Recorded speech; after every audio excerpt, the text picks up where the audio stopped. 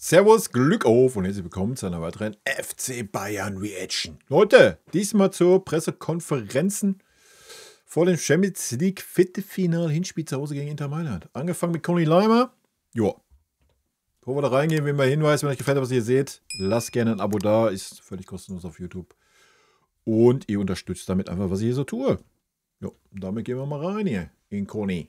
Sein Viertelfinal-Hinspiel morgen in der Allianz Arena gegen Inter Mailand. Herzlich willkommen zur Medienrunde, wie gewohnt tags zuvor. Und heute mit Conny Leimer. Conny, servus. Servus. Bereit für eure vielen schlauen Fragen. Bitte schön, wollen wir loslegen. Bisher nur ein Lächeln, aber keine Hand. Carrie Hau, bitte in der Mitte für Sky, das Mikro.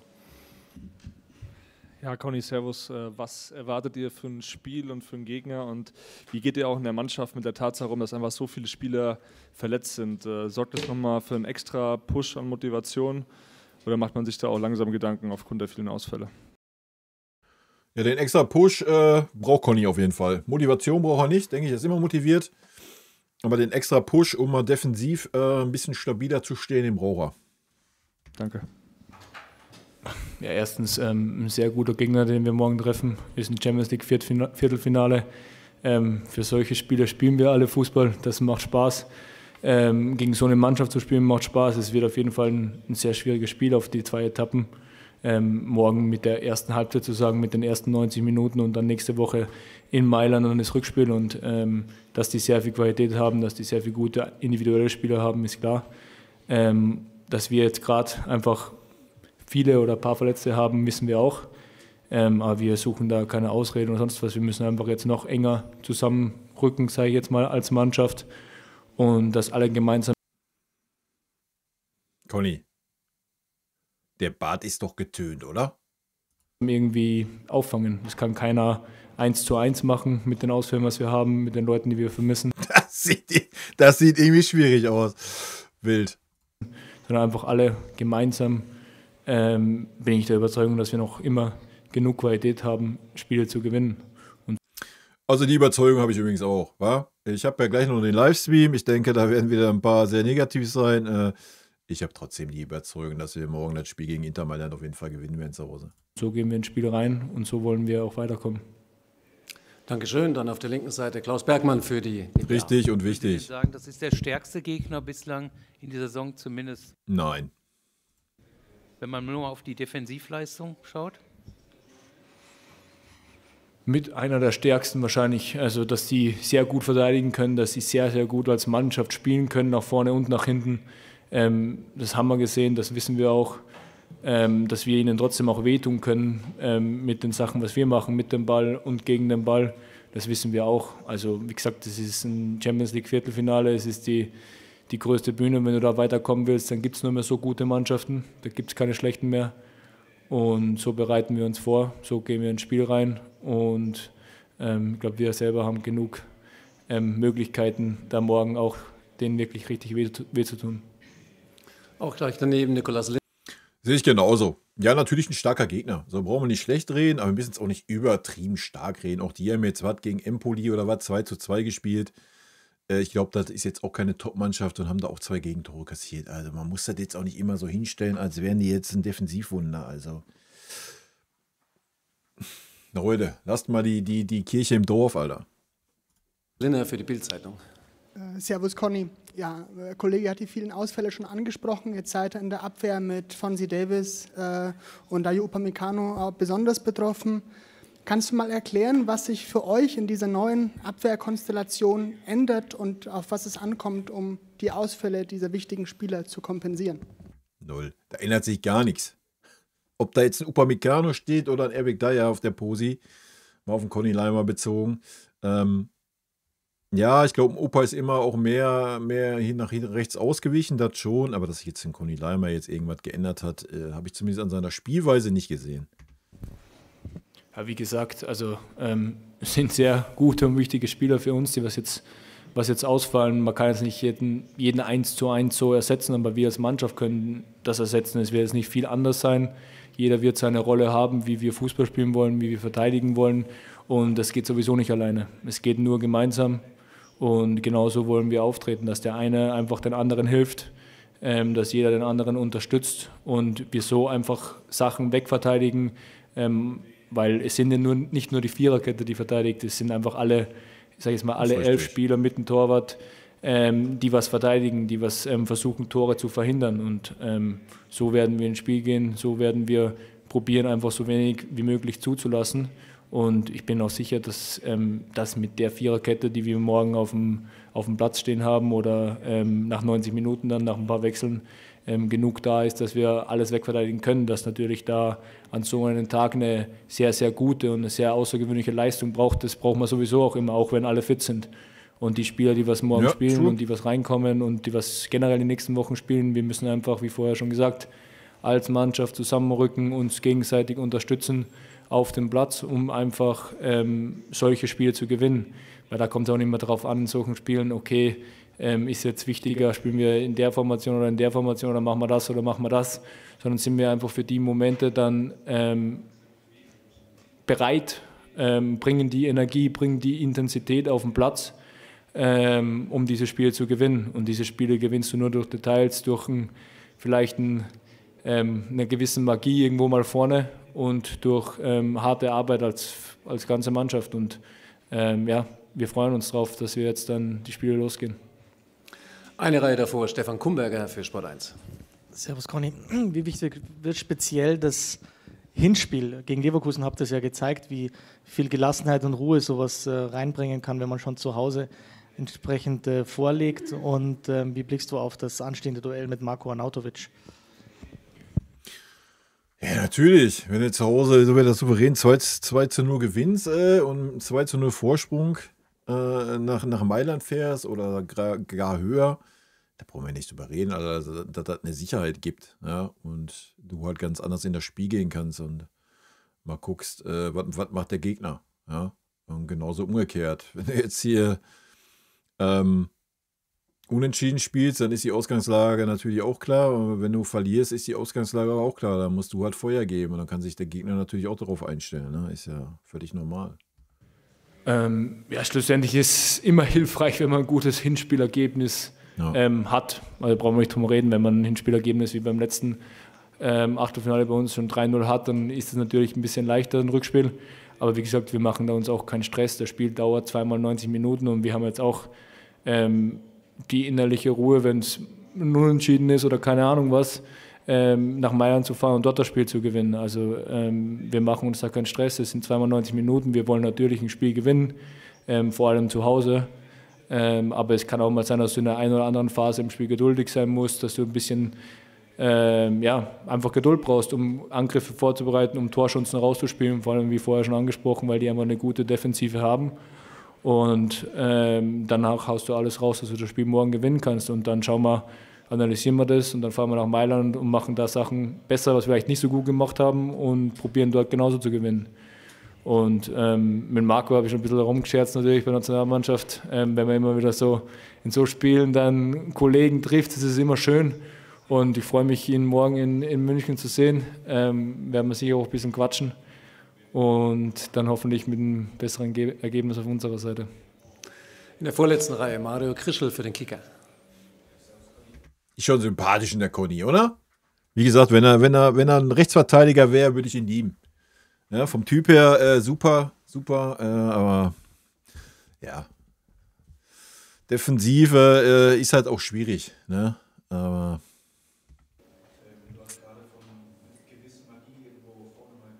Junge, nutzt doch mal ein Mikro, Alter. Dass Thomas Müller für diese gewisse Magie sorgen kann morgen. Thomas Müller kann auf jeden Fall immer für eine Magie sorgen und ich glaube, wir haben sehr, sehr viele Spieler, die was einen Moment haben können im Spiel, der was einfach ein Spiel entscheiden kann, und ich glaube, dieses Vertrauen habe ich in jeden Einzelnen, der was bei uns am Platz steht, dass er den einen Gedanken hat, diese eine Aktion hat, um einfach was Außergewöhnliches zu tun in dem Moment, und wir als Mannschaft einfach dann, ja, generell jeder Einzelne den anderen einfach unterstützt, die Sachen zu machen. Und ich würde es mir für jeden Einzelnen freuen, wenn er morgen oder im Rückspiel diesen einen Moment hat, um uns einfach zu helfen, sage ich jetzt mal. Dann auf der rechten Seite in der Mitte, bitte, ja, das Mikrofon. Marius Epp von Absolut Fußball und Homo Sports. Conny, Thomas Müller wurde gerade angesprochen. Bayern und Österreichern wird nachgesagt, dass sie eine spezielle, besonders gute Verbindung miteinander haben. Du hast jetzt fast 2 Jahre mit Thomas Müller zusammengespielt, wir alle nicht. Wie fühlt sich das an, mit ihm auf dem Platz zu stehen, in der Kabine zu sein? Hast du vielleicht eine Anekdote über ihn? Danke. Ja, wir machen jetzt schon mal den Abgesang, weil die Saison ist ja schon gelaufen. Also. Ja, es macht auf jeden Fall sehr, sehr viel Spaß, mit ihm in der Kabine zu sein, auf dem Platz zu stehen oder egal wo, mit ihm Zeit zu verbringen. Ich durfte mit ihm die letzten 2 Jahre sogar in der Kabine neben ihn sitzen. Also habe auch ein paar Sprüche auf jeden Fall von ihm abbekommen oder mitbekommen, egal wie man es nennen will. Und ja, ich glaube, schlussendlich können wir es uns alle so vorstellen, einfach wie er ist, wie er jeden Tag auftretet, wenn er mal bei euch bei irgendeiner Presserunde sitzt oder wenn er bei uns in der Kabine sitzt. Das nimmt sich nicht viel. Er ist, wie er ist. Er ist 100% echt in dem, was er macht und hat einfach seinen Charakter, der was nie langweilig ist. Und ich glaube, das macht es so schön, das macht es ihm als Person einfach auch so aus, dass er, egal wo er ist, so viel Energie, so viel Freude, so viel Spaß einfach reinbringt und jeden rund um sich auch besser machen kann und das auch immer anstrebt und sich selber auch immer besser machen will. Und ich habe sehr viel von ihm lernen können, die 2 Jahre, wo ich jetzt hier beim FC Bayern bin. Und ich habe ihn damals schon als Gegenspieler gehabt, ich habe ihn damals schon, als ich ein kleiner Bub war, noch im Fernsehen spielen sehen. Also es ist schon einfach einer der größten Spieler, den es gibt und der mir sehr helfen konnte in den 2 Jahren. Direkt daneben Florian Schimak für Munich Online. Grüß Gott, Conny. Du bist vor 2 Jahren eigentlich als Mittelfeldspieler zum FC Bayern gewechselt. Jetzt hast du dich rechts hinten festgespielt, bist sogar links hinten Option, wie Trainer Kompanie verraten hat. Wo fühlst du dich dann? Wusste der noch gar nicht. Am wohlsten ist jetzt wieder eine schwierige Frage. Aber wo siehst du dich dann selbst am ehesten? Ich habe immer wieder mal die Frage bekommen, ja, wo fühlst du dich selbst am wohlsten? Dann habe ich immer wieder mal gesagt, ja, in der Mitte fühle ich mich am wohlsten. Schlussendlich habe ich auch immer gesagt, ich bin da ganz einfach, ich will am Platz stehen, ich will Fußball spielen, die ganze langweilige Antwort, was man halt immer da gibt, wenn man so eine Frage bekommt. Ich glaube, schlussendlich fühle ich mich mittlerweile auch sehr wohl als Rechtsverteidiger. Es hat natürlich auch mal Umgewöhnungsphasen gegeben, aber ich glaube, so wie ich die Rolle hier interpretieren kann, so wie es der Trainer auch irgendwo verlangt, komme ich in sehr viele Räume, die was dann trotzdem irgendwo auch ein Mittelfeldspieler ähnelt. Und ja, wie gesagt, es macht Spaß, die Position zu spielen. Es macht generell Spaß, gerade. Also da gehe ich erstmal teilweise mit, ne? Also gerade wenn das Wechselspiel mit Kimmich manchmal klappt, dass ein Kimmich dann hinten rechts ist, dann geht ein Conny Leimer auch schon mal in die Halbposition rein und nicht nur außen die Linie lang, sondern auch mal auf die halbe Position im Mittelfeld. Das ist aber eher selten, ne? So ehrlich muss man auch sein. In der Truppe einfach zu spielen und ich bin der Meinung, ich kann auf jeder Position einen Input geben, dass wir als Mannschaft besser sein können. Und so spiele ich auch einfach Fußball. Und ja, das hast dann wieder die ganze langweilige Antwort bekommen, egal wo ich spiele. Macht Spaß. Ja.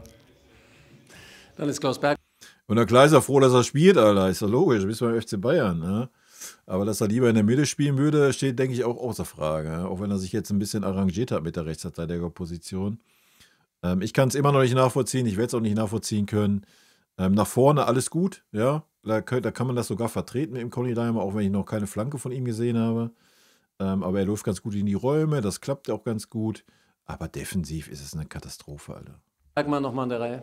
Herr Leimer, so am Anfang der Saison war dieses Finale daheim ja irgendwie noch so ein bisschen mehr der Traum, war alles weit weg.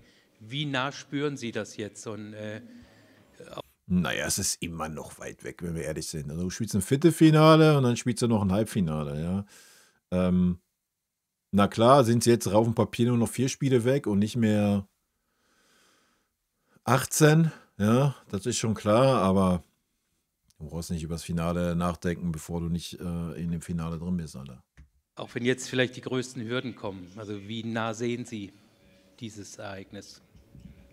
Ja, 4 Spiele entfernt. Also ganz einfach. Also es gibt immer dieses große Rundherum, Finale daheim, Champions League Finale. Man will jedes Jahr ins Champions League Finale kommen. Richtig. Aber es ist einfach 4 Spiele entfernt. Wir haben jetzt richtige 2 schwere Spiele und danach schauen wir weiter. Also es bleibt genug Arbeit an uns allen dran und wie vorher schon gesagt, als Mannschaft, als Gruppe steckt hier sehr, sehr viel Energie drinnen und die muss man dann genau in den 90 Minuten, in den zweimal 90 Minuten am Platz bringen. Ja. Und wenn wir das schaffen... Und dann kommen wir auch weiter. Ja, da bin ich mir relativ sicher. Also wenn wir das wird er wahrscheinlich jetzt auch noch zu Ende sagen, den Satz hat er so angefangen. Wenn wir das auf den Platz kriegen, zweimal, dann kommen wir weiter. Wenn wir unsere Leistung schaffen, können wir gegen jeden gewinnen. Ja. Da bin ich komplett überzeugt.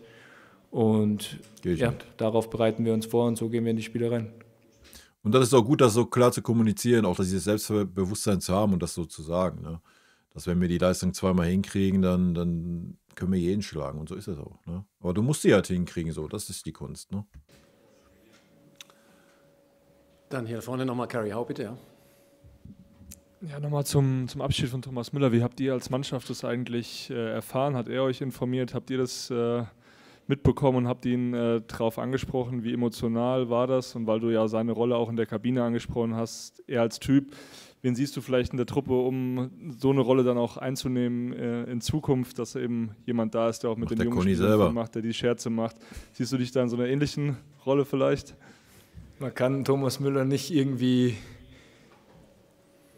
ersetzen, in die Rolle kommen oder sonst irgendwas. Er ist einfach so, wie er ist und er wird immer ein Unikat bleiben, sage ich jetzt mal. Und jeder Mensch ist ein Unikat. Wir haben das jetzt erfahren, wie das erfahren wurde. Jetzt nicht groß anders wie alle anderen, ich persönlich zumindest. Und ja, wie gesagt, also im Endeffekt will ich erst einmal die letzten Wochen noch mit ihm irgendwie genießen und nochmal so viel mitzunehmen, wie man nur kann. Jeder Einzelne, glaube ich, von uns, weil ich glaube, da kann jeder viel lernen, wie er so denkt über Sachen, sage ich jetzt mal, wie locker er manchmal ist vor Spielen oder sonst irgendwas und welche Sachen er dir mitgeben kann. Und dann ist immer schön im Fußball, glaube ich, man sieht sich immer irgendwie zweimal im Leben und vielleicht wird das auch wieder so sein. Und wir als Mannschaft, wer dann irgendwo Rollen einnehmen wird, werden wir irgendwo in Zukunft sehen. Das braucht man nicht irgendwie spekulieren oder schauen. Okay, danke Conny. Okay. Danke. Kurzer Break, gleich sind wir mit dem Trainer zurück. Danke. Ja, sehr gute, authentische Antworten. Ich sage, Conny Leimer als Typ ist eine Maschine. Ja. Ich mag ihn unheimlich. Ich würde ihn mir super gerne mal in der Mitte auf der Achterposition wünschen mit einem Kimmich hinter ihm. Ich glaube, das könnte richtig, richtig gut sein. Es ist schade, dass das noch nicht einmal ausprobiert wurde von Vinny. Keine Ahnung. Vielleicht wird er irgendwann mal dazu gezwungen werden, wenn irgendwie mal ein Stani oder ein Boe mal richtig überzeugen auf der Rechtsverteidiger-Posi. Wer weiß. Ich weiß es nicht. Schwer abzusehen. Diese Saison wahrscheinlich nicht mehr. Vielleicht in der kommenden Saison mal mitsehen. Leute, rot-weiße Grüße gehen raus. Das war Conny Leimer und Teil 2 dann mit unserem Chefcoach. Vielen lieben Dank für euren Support hier auf dem Kanal. Vielen lieben Dank für euren Support hier auf dem Kanal. Und in diesem Sinne, gute Freunde kann niemand trennen.